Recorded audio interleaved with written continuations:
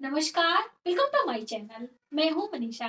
दोस्तों, आप सभी का बहुत बहुत धन्यवाद, आभार। आप सभी हमारे वीडियोस को पसंद करते हैं। आप सभी के बहुत सारे प्यारे प्यारे कमेंट आते हैं, जिसे पढ़ के हमारा दिल बहुत खुश होता है कि हमारी जो ये मेहनत है, हम जो आप सभी के लिए वीडियोस लेकर आते हैं, आप सभी को हेल्पफुल लगती है और सभी उसका आप लाभ उठाते हैं।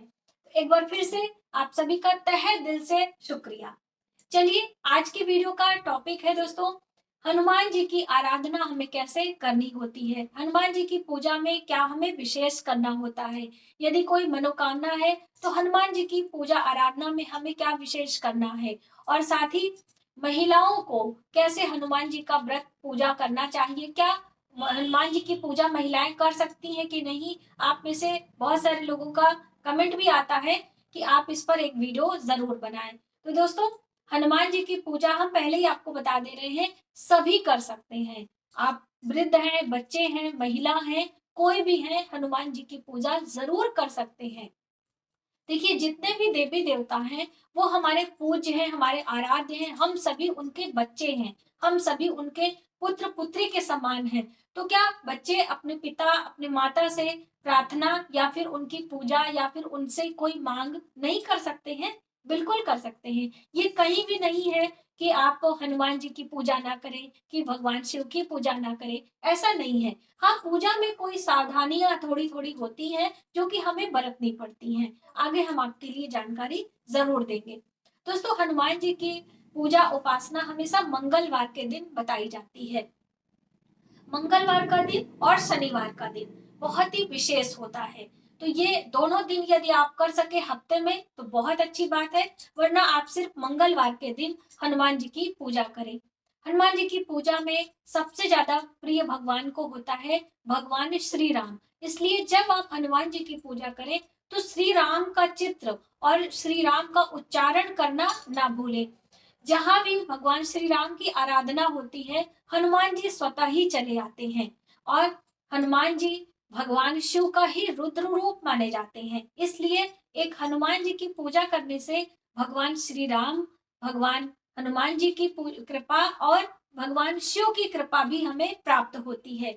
इसीलिए इतना महत्वपूर्ण ये व्रत कलयुग के दिनों में बताया जाता है। तो आप हनुमान जी की आराधना मंगलवार का व्रत करना चाहती हैं, महिला हैं, तो बिल्कुल कर सकती हैं। महीने के किसी भी शुक्ल पक्ष से मंगलवार का व्रत आप करें। मंगलवार का व्रत करने के लिए नमक का त्याग करना होता है, क्योंकि इसमें किसी भी प्रकार से मंगलवार के दिन नमक नहीं खाते। मीठे अनाज का ही सेवन करना चाहिए। अनाज में एक अनाज आपको लेना है, क्योंकि देखिए, खाने पीने की बातें पहले ही हम बता दे रहे हैं, क्योंकि भोजन का त्याग ही सबसे बड़ा व्रत माना जाता है। तो अन्न का त्याग आप करें, सिर्फ एक अनाज पर आपको रहना है। यानी कि गेहूं से बने, यानी कि आटे की पूड़ियां आप ले लें, सेवइयां ले लें, दलिया ले लें। मीठा अनाज आपको फलाहार में लेना होता है। दिन भर आप ऐसे ही रखें, जल और फल पे संध्या के समय पूजन अर्चन के बाद एक मीठा अनाज लेकर आप व्रत कर सकते हैं। ये तो व्रत का हो गया। और पूजा में हमें क्या क्या विशेष करना होता है। मंगलवार के दिन भगवान हनुमान जी की, या फिर आप राम दरबार की प्रतिमा ले लें। उसमें राम दरबार में भगवान का, चारों भाइयों का और माँ सीता रहती हैं और उनके चरणों में हनुमान जी विराजमान होते हैं। ऐसी प्रतिमा भी आप ले सकती हैं। दोस्तों, मंगलवार के दिन हनुमान जी की पूजा कैसे करनी चाहिए वह हम जान लेते हैं। मंगलवार के दिन सुबह सवेरे आपको उठना है, सूर्योदय के साथ में स्नान ध्यान करके स्वच्छ साफ वस्त्र पहन ले। हो सके तो लाल रंग का वस्त्र पहने, क्योंकि मंगलवार के दिन लाल रंग की प्रधानता होती है। तो लाल रंग के पुष्प, लाल रंग के भोग, लाल रंग के वस्त्र पर आसन भी आप भगवान को दे सकते हैं। गुलाब के पुष्प इस्तेमाल करें, गुड़हल के पुष्प, जो भी लाल रंग के पुष्प है आप इसे ले लें।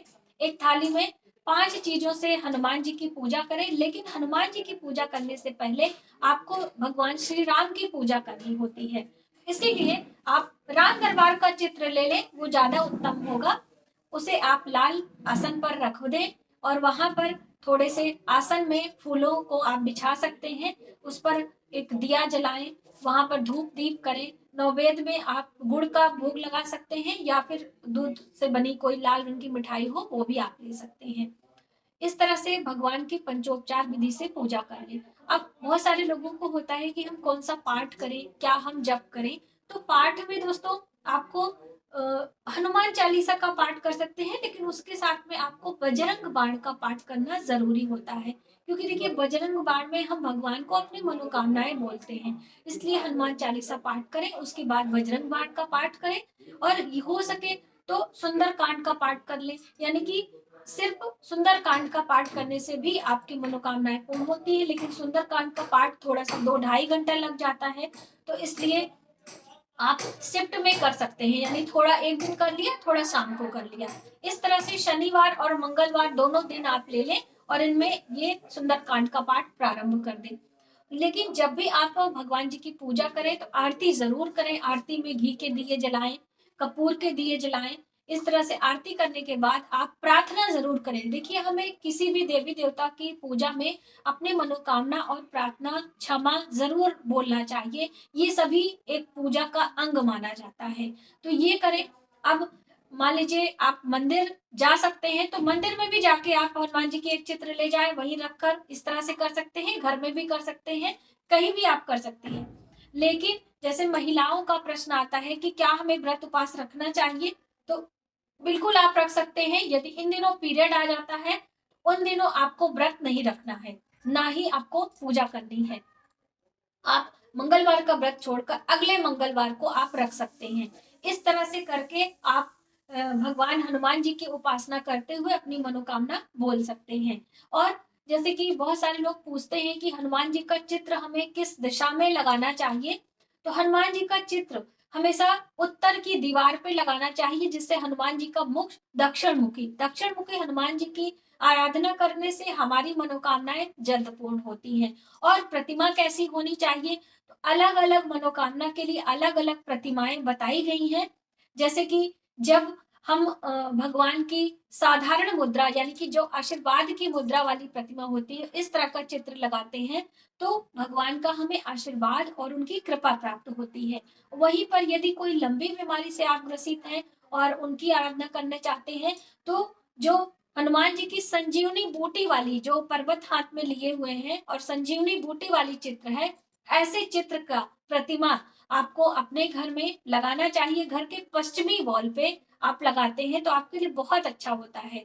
तो ये आप लगाएं और इनकी पूजा भी आप कर सकते हैं। चढ़ाने के लिए सोच रहे हैं, चूल्हा में वही सिंदूर पीला वाला आप ले लें, चमेली का तेल ले लें, और थोड़े से जो है पुष्प, बतासे, मिठाइयाँ, ये सभी चीजें आप फूल माला करके सुबह सवेरे जब भगवान को स्नान ध्यान, यानी कि सुबह 5 बजे ही आपको मंदिर जाना होता है। हनुमान जी के मंदिर आप घर के आसपास में कोई भी मंदिर हो वहां पे जाएं, पुरोहित से बात कर लें, वो सभी कार्य करते हैं। यदि पुरुष भाई हैं तो स्वयं भी कर सकते हैं आप पंडित से बातचीत करके। भगवान जी के दाहिने जो है हाथ पैर का अंगूठे का जो सिंदूर होता है, उसे पुरुष भाई या फिर आप अपने बच्चे के मस्तक पर तिलक करते हैं तो बच्चों का दिमाग तेज होता है। जैसे आपने पढ़ा होगा ना कि दाहिनी भुजा संत जन तारे, बाएं भुजा असुर दल मारे। इसीलिए बाएं भुजा का निषेध होता है, दाहिनी भुजा का या दाहिने पैर का ही महत्व बताया गया है हमारे मनोकामना पूर्ति के लिए। तो इसलिए आप ये जरूर ध्यान में रखें। और मंगलवार के दिन आप गुलगुले जैसे कि मीठी चीजें आप छोटे बच्चों में बांट सकते हैं। आप कौओं के लिए निकाल सकते हैं। चींटियों को जो त्रिचुली दी जाती है विशेष उपाय में, त्रिचुली यानी कि 3 प्रकार की चीजें, शक्कर, आटा और काले तिल, ये तीनों मिक्स करके चींटियों को भी दान देने का बहुत बड़ा महत्व है। इसको हम हर वीडियो में बताते हैं क्योंकि इसका जो प्रभाव है बहुत ज्यादा देखने को आता है। इसीलिए आप जब व्रत रख रहे हैं तो ये सभी छोटी छोटी चीजें उपाय के तौर पे आप जरूर किया करें। हनुमान जी के कौन कौन से मंत्र हैं हम आपको स्क्रीन पर लगा देते हैं, तो आपको आसानी हो जाएगी। ये मंत्र भी आप जप सकते हैं। लाल चंदन की माला से मंत्र आप जप करें। अगियारी भी करने के लिए बहुत सारे लोग पूछते हैं, तो आप गाय के गोबर का जो उपला होता है उसके ऊपर अगियारी कर सकते हैं। गुड़ और घी का अगियारी बहुत अच्छा होता है, इससे संपन्नता भी आती है और आपके घर में शुद्धता भी आती है। साथ में थोड़े से कपूर भी मिला लें। तो ये सभी छोटी छोटी विधियां हैं भगवान जी को प्रसन्न करने के लिए और अपनी मनोकामना पूर्ति करने के लिए। एक विशेष उपाय चलते चलते हम आपको जरूर देना चाहेंगे। यदि आपकी कोई विशेष मनोकामना है, किसी नौकरी व्यापार के लिए आप परेशान हैं, या फिर आपके घर में धन आगमन नहीं हो पा रहा है, आप बहुत ज्यादा परेशान हैं, तो आपको करना क्या है, पीपल के पत्ते लेने हैं। पीपल का पत्ता, आप किसी भी पीपल के वहां जाएंगे, वहां पे गिरे रहते हैं, वही पत्ते आपको लेने होते हैं। पीपल के पत्ते कभी तोड़े नहीं जाते हैं, आप अपने हाथों से पीपल के पत्ते कभी ना तोड़े, ये हमारे लिए शुभ नहीं होता है। पीपल के पत्तों पर सिंदूर और देसी घी से आपको राम राम शब्द लिखना है, और 11 पीपल के पत्ते आपको लेने हैं, और इन पीपल के पत्तों को मौली के धागा से आपको एक माला का रूप देना है। पहले आप राम शब्द लिख लें 11 पत्तों पे, उसके बाद इसे मौली के धागा से पिरोकर एक माला बना लें, और किसी भी मंगलवार को हनुमान जी के मंदिर में आपको इसे पहना देना है। आप स्वयं पहना लें या पुरोहित पहना दे, जैसे भी सुविधा हो, ये उपाय के तौर पे आपको करना है। ऐसा यदि आप 7 मंगलवार करते हैं, जब आप व्रत रह रहे हैं, उन्हीं दौरान आप कर सकते हैं, आपको बहुत लाभ मिलेगा, आपकी कोई भी मनोकामना हो बहुत जल्द पूरी होगी। तो दोस्तों, आपने जाना कि मंगलवार का व्रत हमें कैसे करना है, महिलाएं क्या क्या सावधानियां रखें मंगलवार के दिन हनुमान जी की पूजा उपासना करने के लिए, और महिलाएं बिल्कुल कर सकती हैं, आप जरूर करें। हनुमान जी की पूजा कैसे की जाती है, इसकी वीडियो मैंने प्रॉपर तरीके से करके आपको दी है, तो आप वो भी जरूर देखें। तो आज की वीडियो में बस इतना ही। यदि हमारी जानकारी आपको थोड़ी सी भी हेल्पफुल लगे तो प्लीज हमारी वीडियो को लाइक करें, शेयर करें, सब्सक्राइब जरूर करें नई वीडियोस के लिए। मिलते हैं एक नई जानकारी के साथ नई वीडियो में, तब तक आप अपना ख्याल रखें। जय माता दी।